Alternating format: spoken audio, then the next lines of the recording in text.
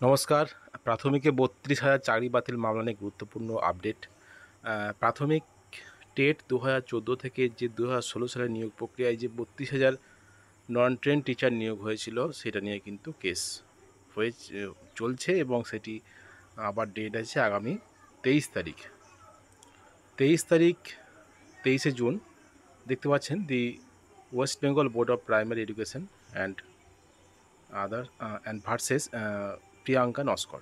এই প্রিয়াঙ্কা নস্করের কেস এবং অনেকগুলি ক্যান ফাইল করা হয়েছে।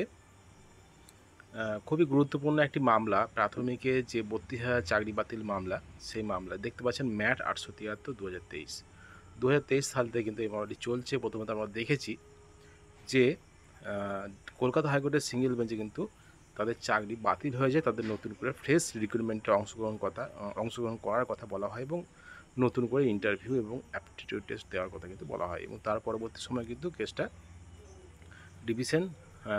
ডিভিশনে চলছে। তো ডিভিশন বেঞ্চে এই মামলাটি কিন্তু আছে। প্রাথমিক যে ২০১৬ সালের নিয়োগ প্রক্রিয়ায় যে ৪২,০০০ যে নিয়োগ হয়েছিল, তারই মধ্যে ৩২,০০০ শিক্ষকের চাকরি বাতিল হয়েছিল এবং সেই মামলা, সেই সিঙ্গেল বেঞ্চের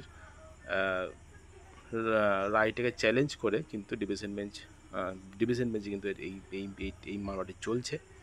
দেখা যাক, অনেকগুলি ক্যান ফাইল করা আছে এবং পর্ষদ বিভিন্ন পদ্ধতিতে বিভিন্ন বিষয় কিন্তু বোঝাচ্ছেন, পর্ষদের উকিল এবং বিভিন্ন বিষয় কিন্তু উঠে আসে এবং আগামী পরশুদিন অর্থাৎ ২৩ তারিখ কিন্তু খুবই গুরুত্বপূর্ণ একটা দিন।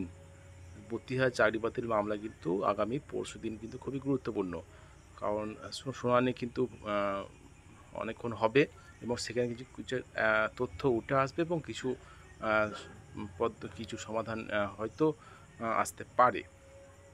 তো দেখা যাক কি হয় আগামী ২৩ তারিখ ৩২,০০০ চাকরি বাতিল মামলায়।